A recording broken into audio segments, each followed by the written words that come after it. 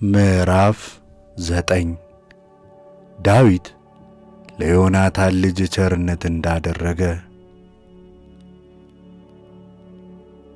ዳዊትም ስለ ዮናታን ቸርነት አደርግለት ዘንድ ከሳኦል ቤት የቀረ አንድ ሰው አለን አለ። ከሳኦልም ቤት አንድ ብላቴና ነበረ፣ ስሙም ሲባ ነበር። ወደ ዳዊትም ጠሩት። ንጉሡም አንተ ሲባ ነህን አለው። እርሱም እኔ አገልጋይ ነኝ አለ። ንጉሡም የእግዚአብሔርን ቸርነት አደርግለት ዘንድ ከሳኦል ቤት የቀረ ሰው አለን አለ። ሲባም ንጉሡን እግሮቹ ሽባ የሆኑ አንድ የዮናታን ልጅ አለ አለው። ንጉሡም ወዴት ነው አለው። ሲባም ለንጉሡ እነሆ እርሱ በሎዶባር በአብያል ልጅ በማኪር ቤት አለ አለው።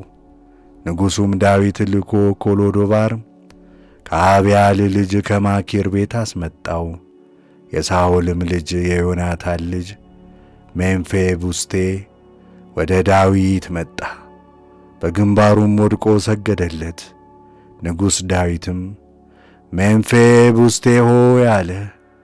እርሱም እነሆኝ አገልጋይህ አለው። ዳዊትም ስለ አባትህ ስለ ዮናታን ቸርነት ፈጽሜ አደርግልሃለሁና አትፍራ። የአባትህን አባት የሳኦልን መሬት ሁሉ እመልስልሃለሁ። አንተም ሁልጊዜ ከገበታዬ እንጀራን ትበላለህ አለው። እርሱም የሞተ ውሻ ወደምመስል ወደ እኔ ትመለከት ዘንድ እኔ አገልጋይ ምንድን ነኝ ብሎ ሰገደ። ንጉሡም የሳኦልን አገልጋይ ሲባን ጠርቶ ለሳኦልና ለቤቱ ሁሉ የነበረውን ሁሉ ለጌታህ ልጅ ሰጥቻለሁ።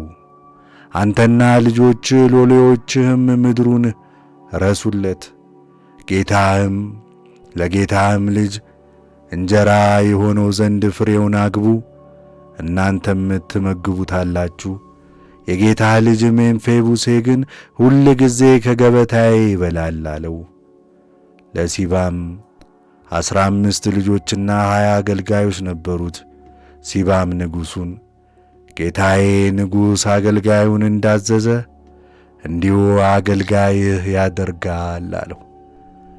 ሜምፊቦስቴም ከንጉሡ ልጆች እንዳንዱ ከዳዊት ገበታ ይበላ ነበር። ለሜምፊቦስቴም ሚካ የተባለ ታናሽ ልጅ ነበረው። በሲባም ቤት ያሉ ሁሉ ለሜምፊቦስቴ ያገለግሉ ነበር። ሜምፊቦስቴም ከንጉሡ ገበታ ሁልጊዜ እየበላ በኢየሩሳሌምም ኖረ። 2 እግሮቹም ሽባ ነበሩ።